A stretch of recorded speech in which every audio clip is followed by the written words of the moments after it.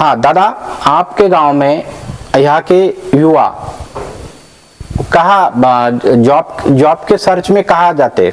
मुंबई। क्यों जाते? नमस्कार दोस्तों, मैं आपका होस्ट सुनील पंदिरकर। मेरे YouTube चैनल पर आप सभी का हार्दिक स्वागत है।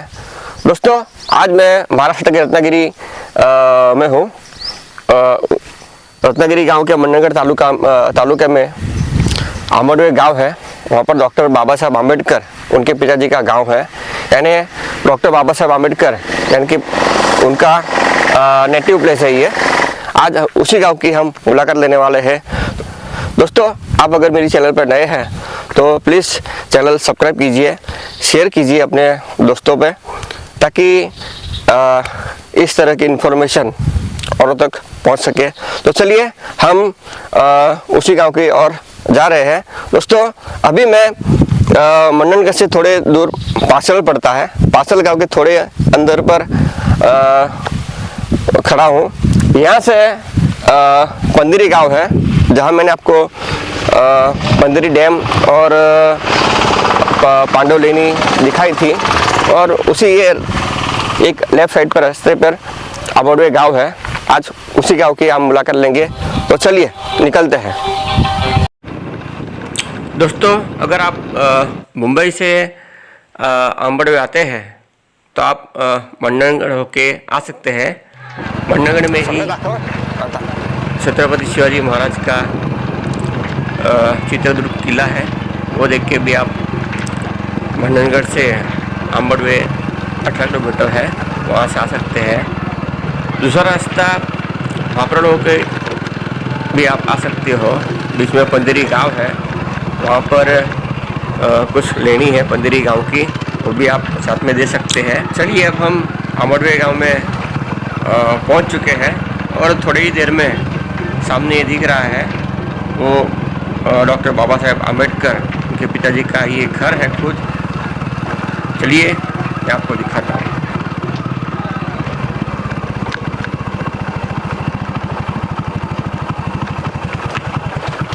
जय भीम दोस्तों, मैं अभी आंबडवे में पहुंच चुका हूं, और सामने देख रहे हैं वो यहाँ पर ही डॉक्टर बाबा साहेब आम्बेडकर उनका स्मारक है, यानी उनके पिताजी का घर ये सामने आप देख रहे हैं। तो चलिए आज अंदर जाएंगे। दोस्तों, आज इसी गांव के रहवासी मेरे साथ सचिन सबकाल जी है। वो थोड़ा हमको घुमाएंगे यहाँ पर। जय भीम। दोस्तों, आप मेरे पीछे देख रहे हैं वो डॉक्टर बाबा साहेब आम्बेडकर उनके पुश्तैनी घर है ये। वहाँ पर ही उनका ये स्मारक खड़ा किया हुआ है, ये आप देख सकते हैं पीछे। अब हम अंदर जाएंगे, देखते हैं अंदर क्या है। आइए मेरे साथ।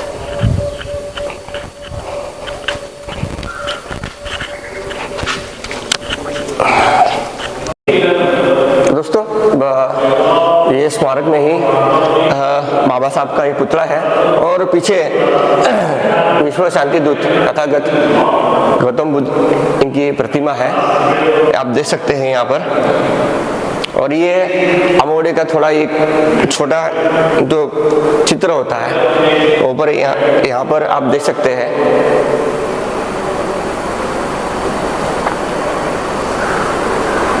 अब हम थोड़ा अंदर जाएंगे। आइए।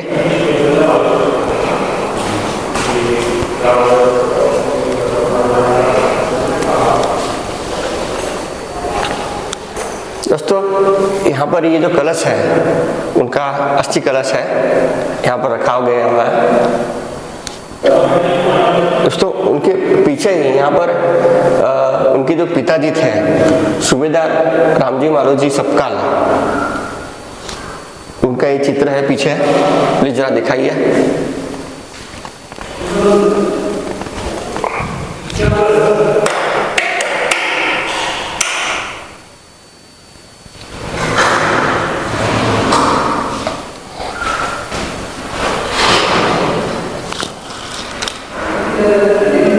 मेरा पहचान ऐसा है, मैं मेरा नाम सुदाम अम्बेडकर, बाबा साहब के गांव के रहवासी मैं हूँ। यहाँ पर जो आए हुए हैं पंडिलकर जी, उनको मैं हार्दिक अभिनंदन देता हूँ और आपको बाबा साहब के बारे में, इनके पिताजी के बारे में जानकारी देना चाहता हूँ। यहाँ पर बाबा साहब के पिताजी रहते थे, यहाँ उनका घर भी है और था। अभी वो घर का जो रूप है वो स्मारक में हो गया है। इधर घर था रामजी बाबा का, उनका लंबाई चौड़ाई था 11x15 में और लकड़ी का था, मट्टी का बना हुआ था, घास का छप्पर था। वो हम लोग संभाल के रखा था। बाद में उसको वो घर का स्मारक में रूप आया 22 अप्रैल 1989 में। उस समय में वो समाज कल्याण मंत्री अर्जुनराव कस्तूरे था, विधान परिषद के सभापति रासो गवई थे, यहाँ कोकण के लोग और बम्बई से आए हुए लोग सभी थे। और यहाँ 3 तालुके के जो आमदार थे बेलों से, दापोली, मंडनगढ़ और इसका, तो उसी समय ये घर का स्मारक में रूप में आ गया। और बाबा साहब के पिताजी का जन्म यहीं था, रामजी अम्बेडकर का। उनका जन्म 1848 और 1866 में 18 साल के हुए।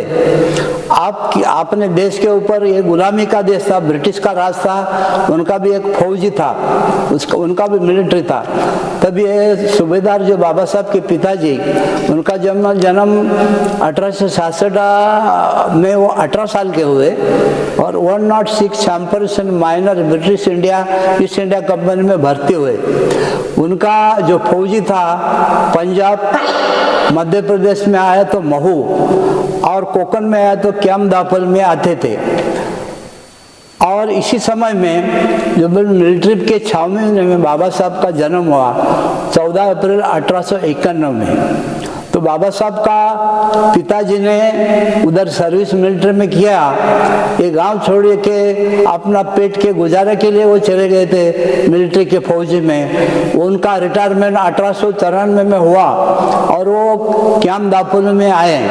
उनको 50 रुपये पेंशन बैठा और सूबेदार का पद मिला। अभी इतना परिवार वो संभाल नहीं सकते हैं, कहीं भी नौकरी करना पड़ेगा। इसके लिए 2-4 जगह में एप्लीकेशन डाला तो सातार से उनको कॉल आया कि बाबा हम लेंगे काम पर, यहाँ पर पानी का तालाब बनाने का काम शुरू है, अगर आप दापोली से यहाँ पर आओगे तो आपको यहाँ काम दिया जाएगा मजदूरों का पगार बांटने का। तो बाबा साहब को लेके सब परिवार के साथ वो सातारा में चले गए। वहाँ पर 4 साल उधर काम चला तालाब का। उसी समय में बाबा साहब का जो माताजी था भीमाई, वो गुजर गई। उनका भी समाधि वहाँ पर सातारा में है। तभी उसमें जब बाबा साहब को पूरा 6 साल हुआ, तभी सातारा में जो मिलिट्री का स्कूल था प्रताप सिंह हाई स्कूल, वहाँ पर 6 साल की उम्र में पहली कक्षा में नाम दर्ज किया था, भीमराव रामजी अम्बेडकर। तो उनके जो गुरुजी ने बुलाया कि भीमराव तुम अपने पिता को यहाँ पर बुलाना। तो चले गए सूबेदार के, गुरुजी आप क्या कहते हैं, काय के लिए आपको नहीं बुलाया थे, आपका जो सरनेम है वो अम्बेडकर कैसा। तो उन्होंने कहा कि हम लोग कोकण के हैं, जो कोकण में हमारा जो गाँव है अम्बेडकर, उसका हम सरनेम दिया है। तो इसके लिए ये उच्चारने के लिए आड़ा टेढ़ा है, तो अम्बेडकर सीधा उच्चारने के लिए वो अगर हम लिख देगा तो चलेगा। उसी समय में सूबेदार जी ने अपने पूरे परिवार का नाम अम्बेडकर करके लिया है वहाँ पर प्रताप सिंह हाई स्कूल सातारा में। तभी से सब लोग उनको अम्बेडकर बोलने लगा, मगर मूल जो उनका कुल का जो सरनेम है वो सकपाल है और वही खानदानी का मैं भी हूँ। मेरा नाम सुदाम भागोराम सकपाल। तो फिर वहाँ से वो पहली से 4वीं कक्षा पास होने के बाद दापोली में आ गए बाबा साहब पिताजी, पूरा परिवार लेके। अभी बच्चों के पढ़ाई के लिए बम्बई जाना जरूरी है। फिर फिर वो चले गए मुंबई में। तो जाने का समय ऐसा है, दापोली से बैलगाड़ी से दाबोज बंदर, वहाँ से पानी के जहाज से बम्बई में जाता था। वहाँ पर डबकचाल में था उधर बम्बई में। तो डबकचाल अभी वो टूट गई, तो पानी भरने के बाद जो डबके से चलने का जगह रहता है उसको डबल चाक बोला जाता है। बाबा साहब 11वीं जब पास हुआ तभी उनके पिताजी के पास उनका मित्र आया कि सूबेदार जी, आपका बेटा पिछड़े हुए जमात के अंदर पहला आया है, हम इनका सत्कार करेंगे। तो बाबा साहब के पिताजी ने कहा है कि भाई बच्चे लोग का अगर सत्कार करोगे हवा में तैरता है ऐसा उनको लगता है, सत्कार की जरूरत नहीं। फिर भी कृष्णा जी अर्जुन केडुस्कर जी ने, जो बाबा साहब के पिताजी के मित्र थे, उन्होंने बाबा साहब का सत्कार रखा डबकचाल में। और भाषण करने के बाद जो फॉरेन वाले ने बुद्ध का चरित्र लिखा था, वो चरित्र मराठी में लिख के बाबा साहब को हवाले किया है कि बुद्ध का चरित्र हम आपको देता है। जब पढ़ाई किया बाबा साहब ने बुद्ध का चरित्र, समता स्वतंत्र बंधुभाव बुद्ध सिखाता है। और हिंदू धर्म का लोग तो हमको जानवर के मापत समझता है। जब जब वो बाबा साहब MA PhD DSc LLD D.Litt barrister जो पद लिया फॉरेन में जाके, उनके साथ में बौद्ध धर्म का भी पढ़ाई किया। और हिंदू धर्म में तो ये पैदा ही था, हिंदू धर्म ने बहुत उसको हालत छेड़छाड़ किया। इस्लाम का पढ़ाई किया, क्रिश्चियन का पढ़ाई किया, आखिर में मानवता उसको दिखाई दिया बौद्ध धर्म में कि ये मेरा देश और मेरे समाज के लिए बौद्ध धर्म का जरूरत है। ये बुद्ध का देश है, इसमें समता स्वतंत्र बंधुभाव, इसमें जातिवाद नहीं है। उसके लिए 14 अक्टूबर 1956 में बाबा साहब ने 5 लाख लोग के सहित नागपुर में दीक्षा ली। अगर यह दुनिया में कहीं भी जाके आप चेक करोगे, सब धर्म का जांच करोगे, तो एक ही समय में बिगर खून बहता हुआ 5 लाख लोग दीक्षा कहीं भी लिया नहीं है पूरा जगत में। मैं इसी समय में जो हमको जो मुलाकात लिया उसका भी धन्यवाद करता हूँ। दोस्तों, डॉक्टर बाबा साहब आम्बेडकर, इनकी स्मारक देखने के लिए मेरे साथ ये मेरे दोस्त कुछ मुंबई से आए हुए हैं। आइए इनका थोड़ा परिचय देते हैं। आपका नाम? मेरा नाम किरण इंगावले। आपका आम्बोडो में स्वागत है। कहाँ से आते हो आप? मैं बदलापुर से, मुंबई। जी, बहुत बढ़िया। तो ये इंगोले सर है, बदलापुर से आए हैं मुंबई से। मेरे साथ और भी मेरे दोस्त लोग हैं जो है यहीं पे अंदर गए हुए देखने के लिए स्मारक। 1 तारीख है आज, तो हमने सोचा कि चलो शुरुआत कुछ अच्छी करते हैं। बहुत बढ़िया है। बाबा साहब का नाम लेकर ही हम शुरुआत करेंगे तो पूरा साल अच्छा जाएगा। जैसे उन्होंने लिखा हुआ है, शिका संघटित व्हा आणि संघर्ष करा, हेच सगळ्यांपर्यंत पोहोचलं पाहिजे। जरा मराठीतून सोडून हिंदीत बोलाल तर जे अमराठी आहेत त्यांना पण समजायला पाहिजे, तसं बोला। जैसे डॉक्टर बाबा साहेब अम्बेडकर ने बताया था, शिका संगठित हुआ आणि संघर्ष करा, तो यही सबको पता होना चाहिए, सब जन उन्हें फॉलो करने चाहिए। At the end of the day they are the pillar of our Indian constitutions. They have written the Indian constitution which is a world wide knowns. अजून काय बोलायचं आहे? नहीं, थैंक यू। तो दोस्तों, एक और थोड़ी जानकारी रह गई है यहाँ पर। तो बाबा, आप हमको बताइए कि बाबा साहब का अस्थि कलश यहाँ पर कब आया था, इसके बारे में थोड़ी जानकारी दीजिए प्लीज। जब यहाँ बुद्ध विहार बनाया, बुद्ध विहार का उद्घाटन जब मुकर्रर किया, तभी बुद्ध का मूर्ति पुणे से लाया है और अस्थि कलश बाबा साहब का जो राजगृह है बम्बई में, वहाँ से लाया गया। बाबा साहब का जो बड़ा पुत्र था यशवंतराव अम्बेडकर, उन्होंने लाया है। वो दिन ऐसा है, वो तारीख ऐसा 8 फरवरी शुक्रवार माघी पूर्णिमा 1963 में लाया गया है और उसे प्रस्थापित किया गया है, मतलब रखा गया है। तभी जो बनते था बुद्ध भिक्षुक, वो ब्रह्मदेश के थे, उनका नाम था यू वज्रबुद्धि। पाली भाषा में MA होके गोल्ड मेडल जो मिला था, वो उन्होंने यहाँ पर जो बुद्ध का मूर्ति, बाबा साहब का अस्थि कलश, बाबा साहब का पुतला ये प्रस्थापित यहाँ पर किया है। और वो भी अभी वो जीवित नहीं है बनते, वज्रबुद्धि और बाबा साहब के जो बेटे बड़े पुत्र है यशवंतराव अम्बेडकर, वो भी जीवित नहीं है। उसी समय में मैं एक 20-22 साल का उम्र था, वो प्रोग्राम के लिए मैं भी यहाँ पर बम्बई से आया था। तो दोस्तों, यहाँ स्मारक के विजिट के लिए एक दीपक बच्छाऊ साहब है जो नासिक से आए हैं। थोड़ा इनका इंट्रोडक्शन हम पूछेंगे कहाँ से है, क्या है। तो प्लीज़ आपका नाम जरा बताइए। जय भीम साथियों, मेरा नाम दीपक गंगाधर बच्छाऊ, मैं नासिक डिस्ट्रिक्ट से सटाना तालुका में से आया हूँ। खास करके मैं खुद, मेरी माँ, मेरी बड़ी बहन के बड़े लड़के, एक छोटे लड़के, ये मेरी मिसेस, मेरे 2 लड़कियाँ और मेरा एक लड़का, इन सबको डॉक्टर बाबा साहेब अम्बेडकर जो हमारे लिए, मुझे हमारा दैवत है कि उनका जो मूल गांव है वहाँ तक आना एक हमारे लिए ख्वाब जैसी बात है कि जो कभी हमारे से पूरा नहीं हो सकता था।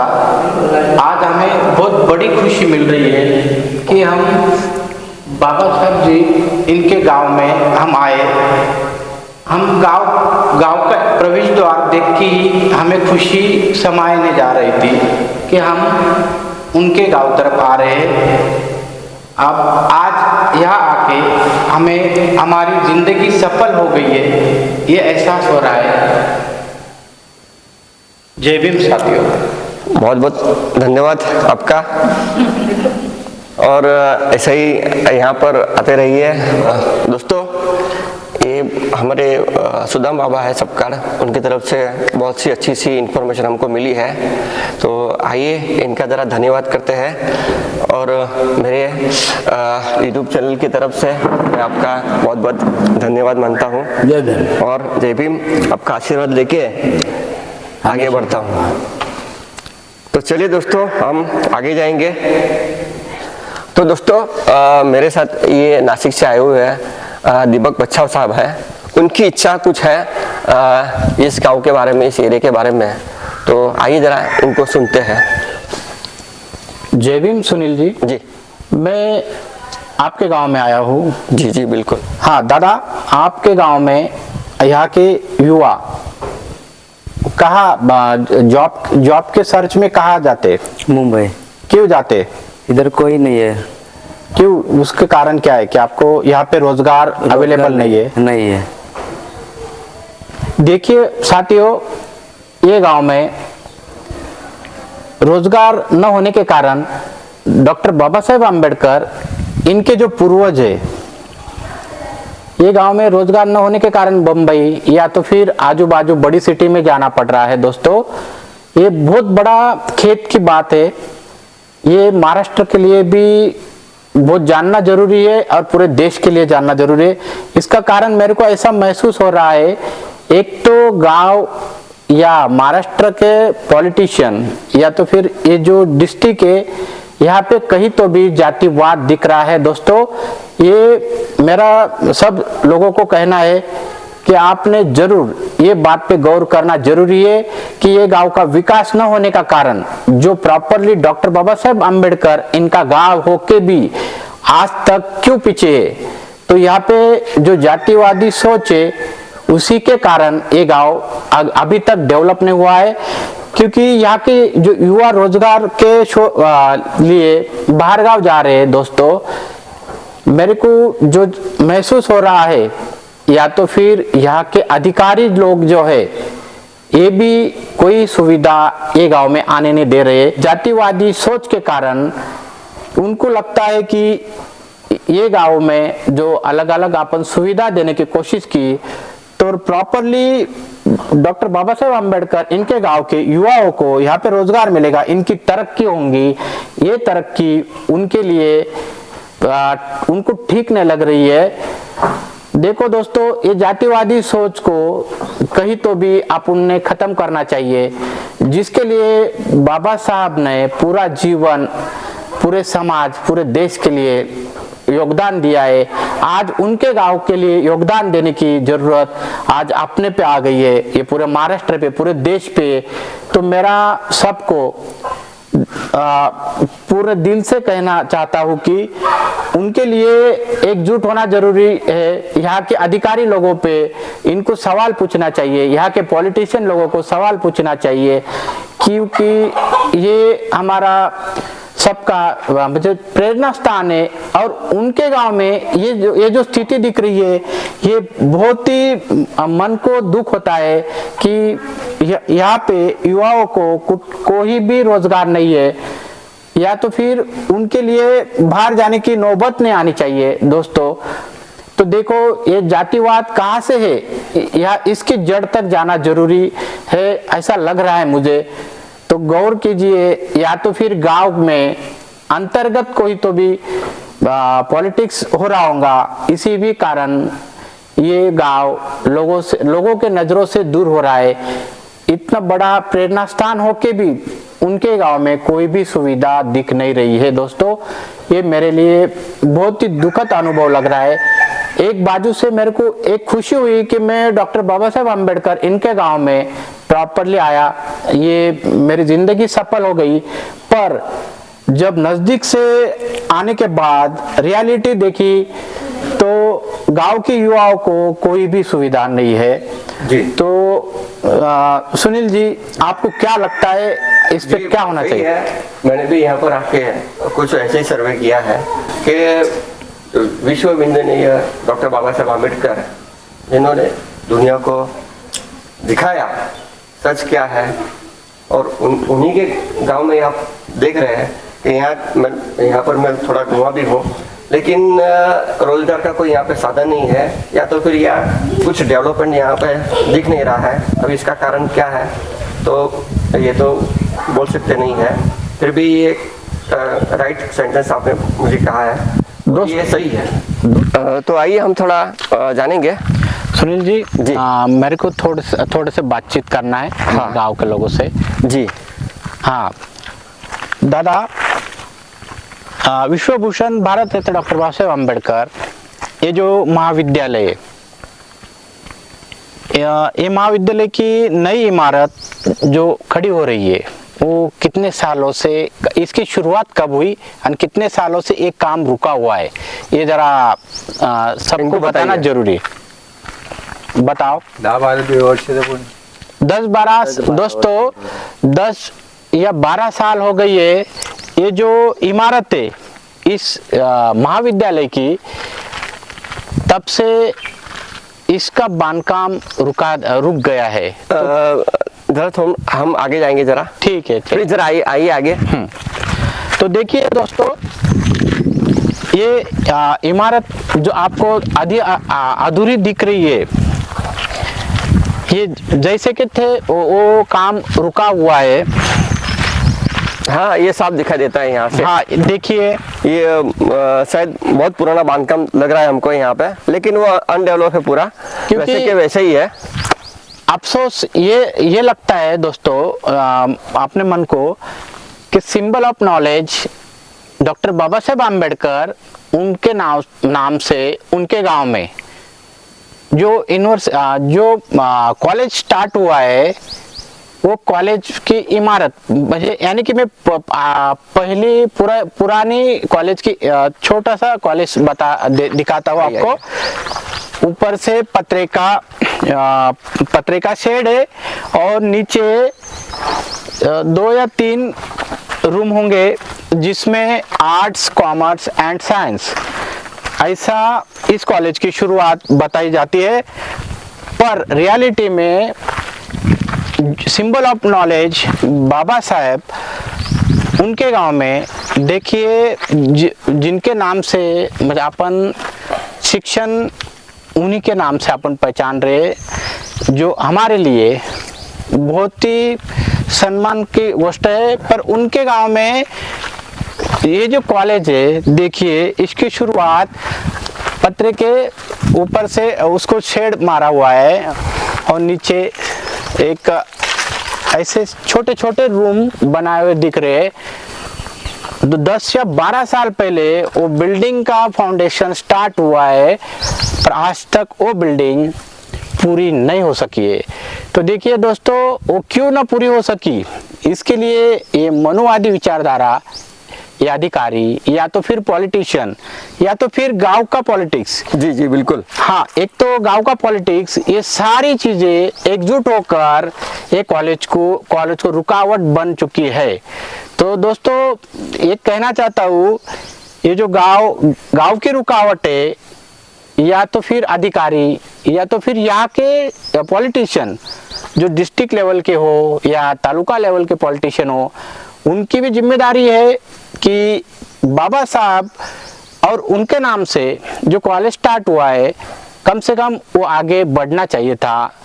आज लोगों तक जानकारी ये जाना जरूरी है कि एक कॉलेज देखो स्टार्ट जो हुआ, तो बच्चों को एजुकेशन यहाँ पे मुझे जो बाबा साहब उनके प्रॉपरली गांव में उनके जो स्थानिक जो सबका सरनेम वाले जो उनके स्थानिक है, कम से कम उनको एजुकेशन के लिए व्यवस्था बहुत बढ़िया होनी चाहिए थी दोस्तों। सिर्फ ये इन लोगों की समझूत निकाली हुई लगती है। उनको सिर्फ दिल को तसल्ली है कि अपने गांव में कॉलेज है, पर कॉलेज की फैसिलिटी या सुविधा कहीं दिखाई देती नहीं है। ना कॉलेज के आसपास ना ग्राउंड है, ना स्पोर्ट के लिए सुविधा है, ना एजुकेशन के लिए जो चाहिए वो कोई भी सुविधा दिखाई नहीं देती है। और जो बिल्डिंग देखी आपने, उसको 10-12 साल हुए, उसकी तरक्की आगे होने की कोई गुंजाइश लग नहीं रही है। तो इसको सर्वस्वी जिम्मेदारी यहाँ के अधिकारी है, यहाँ के पॉलिटिशियन है, गांव के स्थानिक पॉलिटिशियन है। उन्होंने भी खुद का पॉलिटिशियन जो अंतर्गत भेदभाव होगा खुद का, वो बाजू रखना जरूरी है। क्योंकि देखो, खुद के स्वार्थ के लिए गांव की तरक्की होना जरूरी है। वो खुद का स्वार्थ देख रहे हैं जो लोग, देखो उनको कोई माफ नहीं करेगा। जब सबके ध्यान में आ जाएगा कि कौन कौन रुकावट बन रहा है, वो गांव का हो या तालुके का हो या डिस्ट्रिक्ट लेवल का हो, वो कोई भी पॉलिटिशियन हो या तो फिर उसमें स्थानिक कोई भी हो, जो ये हमारे ध्यान में आ गए तो उसे हम छोड़ेंगे नहीं, उसका इलाज ठीक से जरूर होगा। जय भीम। चलो ठीक है, ये बात तो सही है कि इस गांव का विकास जो होना था वो हुआ नहीं है। इस वजह से यहाँ के जो पीढ़ी है, पहले थी अब नई पीढ़ी है, ये ऐसे जो नए बच्चे हैं, वो स्थानिक रोजगार न होने के कारण यहाँ से बाहर हुए हैं। और इसकी कोई शक की गुंजाइश नहीं है कि शायद कोई ना कोई ऐसा है जो इस गांव का विकास चाहता नहीं है। यहाँ के बच्चे पढ़े, इनको रोजी रोटी मिले और इनका कोई विकास हो, वैसा यहाँ पर कुछ दिखाई देता नहीं है। और ये बात सत्य है और यही बात हमने आज आपके सामने रखी है। दोस्तों, वो उनके लिए ना एम्बुलेंस है, ना एजुकेशन है, ना रोजगार है। तो देखो दोस्तों, सुनील जी, ये मेरे को ये गांव की ये जो पोजीशन दिख रही है, तो आपको क्या लगता है? जी, बात तो सही है। आपने बताया कि जो आपने ऑब्जर्वेशन किया है वो तो सही है। शायद इनको रोजगार के बिना यहाँ से और कहीं पे जाना भी पड़ेगा। और शायद ऐसे भी हो गया कि कुछ इनके जो वंशज है यहाँ से मुंबई में हो गए, उनको पैसे की ज़रूरत होगी, जगह ज़मीन बेच के भी वो शायद वहाँ पे जा सकते हैं। यहीं गांव छोड़ो, यहाँ के अगल बगल के जो 5-6 किलोमीटर के एरिया में जो है, शायद वो कंडीशन हो सकती है। मतलब यहाँ पर जो मूड है उसका नाश होके शायद कहीं और यहाँ बिल्डिंग खड़ी हो सकती है, ऐसा मुझे तो यहाँ पर लग रहा है। चलो ठीक है, हम आगे देखेंगे। ठीक है, जय भीम साथियों। तो दोस्तों, मैंने आपको अम्बोडे में जो है डॉक्टर बाबा साहब आम्बेडकर उनके स्मारक के बारे में बताया और यहाँ पर जो सत्य परिस्थिति है वही आपके सामने रखी है। आज हम यहीं रुकते हैं। अगर आप मेरी चैनल पर नए हो तो प्लीज़ चैनल सब्सक्राइब कीजिए और वीडियो आपको कैसे लगी कमेंट बॉक्स में ज़रूर बताना और अपने फ्रेंड्स ग्रुप में मेरी ये वीडियो ज़रूर सब शेयर करना। चलिए आज तक के लिए यहीं रुकते हैं। जय भीम, जय महाराष्ट्र।